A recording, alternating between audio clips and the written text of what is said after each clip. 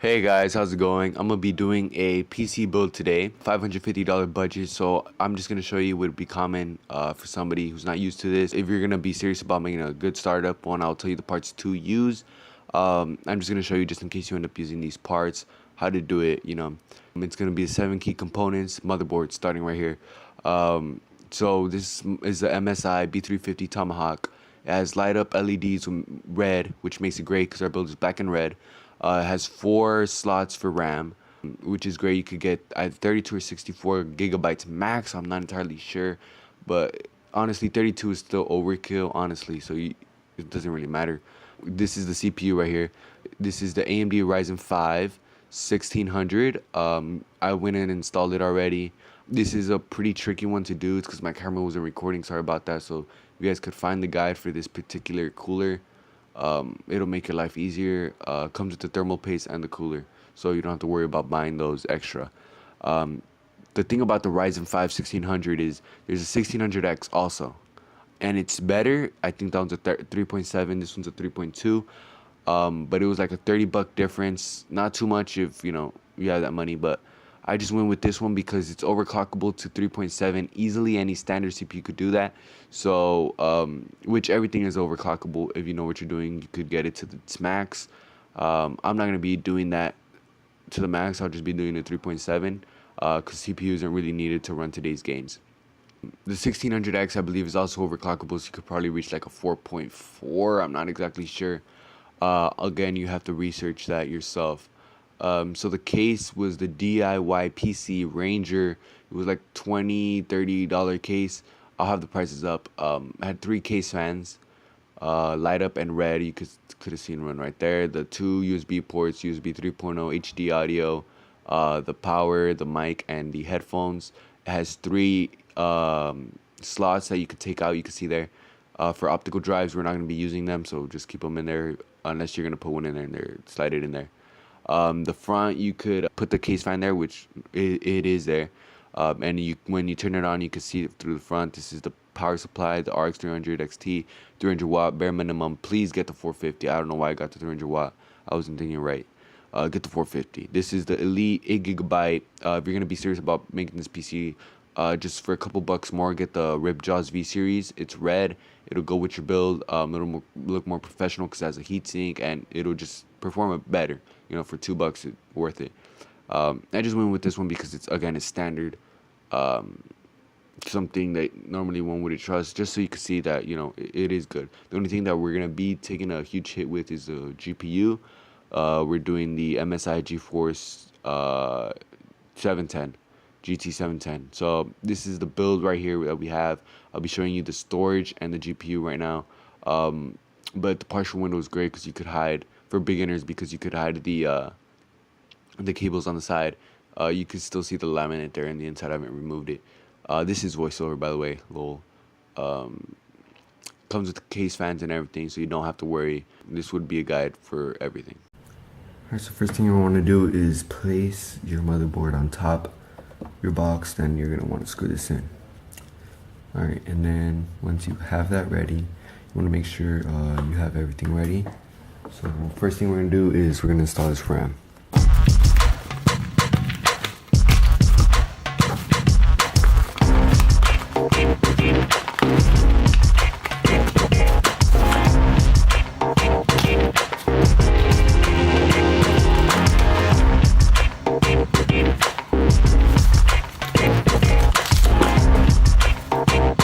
You're going to want to install your RAM facing this way because there's only one way to go. So you're going to want to open up this second one, and if you have two of them, so go ahead and open the fourth one too, but we don't. So we're just going to pop it in here, and it won't slide right in. You're going to have to put a little pressure, but once it clicks, you're good. So there. And probably this side. So there. They'll close once they click, and then to open it, you just pop them open and it'll pop right out. Alright, so these are the screws that come off. You could just hand twist them off. Be careful too, because it comes with the case fan cables, so you don't want to rip them off.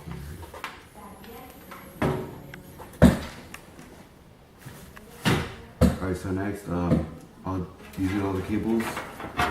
system cables, they were zip tied, so you're gonna want to remove all zip ties before you put in the motherboard, because if one of them stays in there and you turn around, you could fry it because they're metal. So it comes with all these. This is the most annoying part of building a PC. It comes with this speaker 1, 2, and all these connect to all the buttons up top that you guys will get a close up of. No, alright, so this case comes with the fans, also wire dotted, because you don't have to spend too much on case fans, especially LED ones. Good ones for 3 normally go for like 40 bucks. 30 you can get a good deal. So it comes with 3 of these 2, the one that was on the case. I think it's pretty sure it supports 6. Alright, so now we're gonna proceed to unscrewing the back panel. And just so you know, for many first time builders, the way to make sure that your motherboard fits, if it's an ATX, normally it'll be in a case that has more of these panels and the power supply is gonna be at the bottom. So mostly this part, the IPO I believe, will be up here. So that's one of the most first things you could do, is just pop this in here.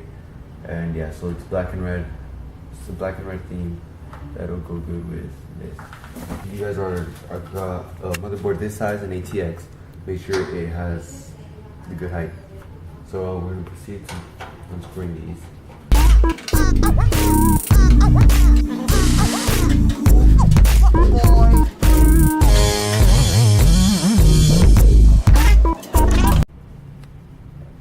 Alright, so this is the back, and it shows you how you can bring the wires out to the back and then rewire them.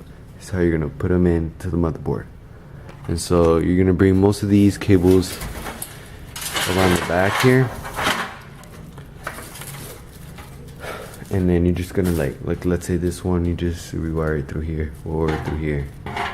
So yeah, you could just do that and it'll just save a lot of time.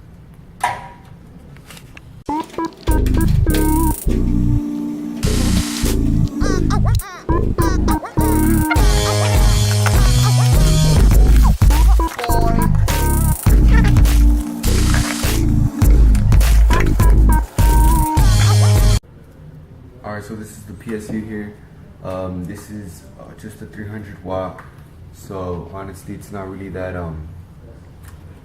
great if you're going for the lot, but just for this, it's pretty good. Later along the lines, you're gonna want to upgrade, but PSU is honestly really cheap. Hopefully, it gets even cheaper. So it does come with its screws, and it comes with its power cable. So when you put it in, you want to make sure that the power is coming out to the back and that the fan is on the bottom. So put it in. Pop this timer in here. So for this, you're gonna want your case screws. So put them in here. And so what we're gonna do is we're gonna choose the holes we're gonna use for the motherboard to put it up. So our motherboard has 9 holes. This one also has 9 holes, but we can only do 8. So normally 8 is what you can do, sometimes 6. So just choose the points where you think it'll be most secure. So what you're gonna do is, if you can, it comes with 2 extra gold pins. So what you're gonna see here is already has 6 in there. Some of them are kind of hidden. So you're gonna want to install these where everything will be more secure. So I'm gonna go with the top right up here.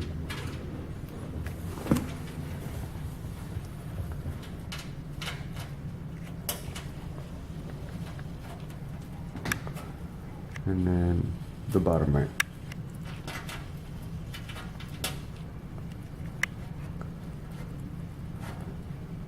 Alright, just to hold it there.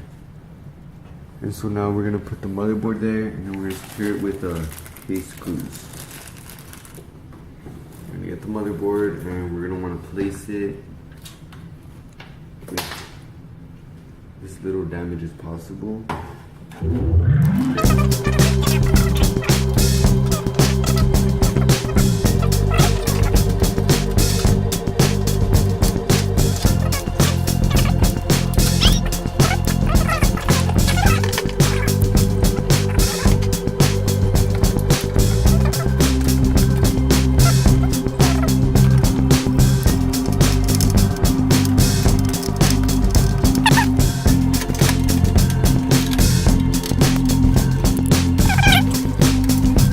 Alright, so for the ATTX power, we're gonna slide it in here and bring all the cables in there. And we're gonna bring it back actually up here. And then just 360 it.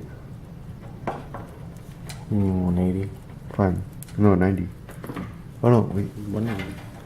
Wait, no, 90. Wait, no, 180. 160. What? And so you just want to support your motherboard a little bit right here because we won't have too much support here. And then once it's locked in, it's good. Alright, so that'll give you less, you know, bulkiness of cables. So then over here is your control power, which is normally like also grouped with your ATTX power. Alright, so this one's just gonna have to come right up here. I'm just gonna connect it right here. Yeah. And so yeah, later we can use zip ties and we can just put it over here, out of the way. We're gonna put the USB 3.0 right here. And right here it's labeled USB, so what you're gonna do, I'm just gonna flip it up like that, and then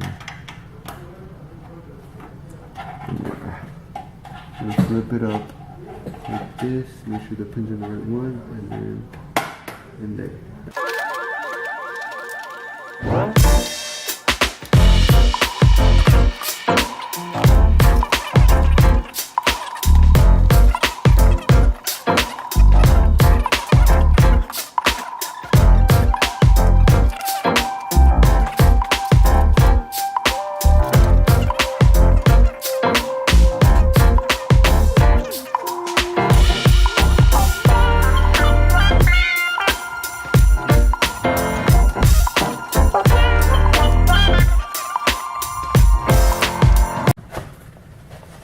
Okay, so the next thing we're going to be trying to do is we're going to connect these troublesome cables.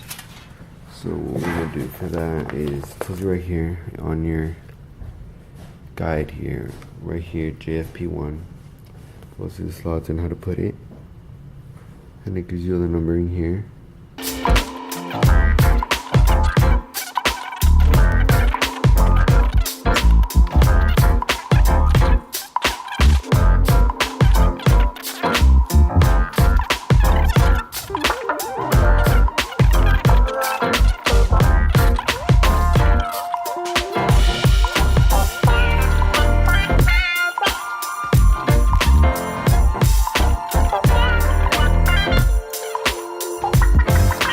So the graphics card we will be using is a Zotac GeForce GT710 2GB DDR3, which is compatible with our motherboard.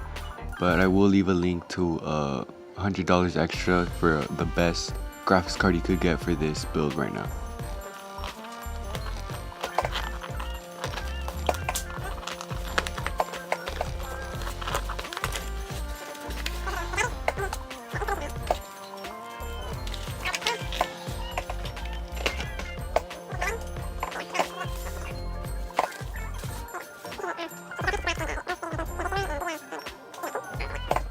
Alright, so this is what the inside is looking like right now. So what we're gonna install it here, correct? So it's gonna be blocking, so we're gonna find a way to reroute it. We're gonna get rid of the panels here that are needed to put it in, and yeah. So yeah, let's see how I can do this without, you know, really changing too much, because I really like the setup we have right now.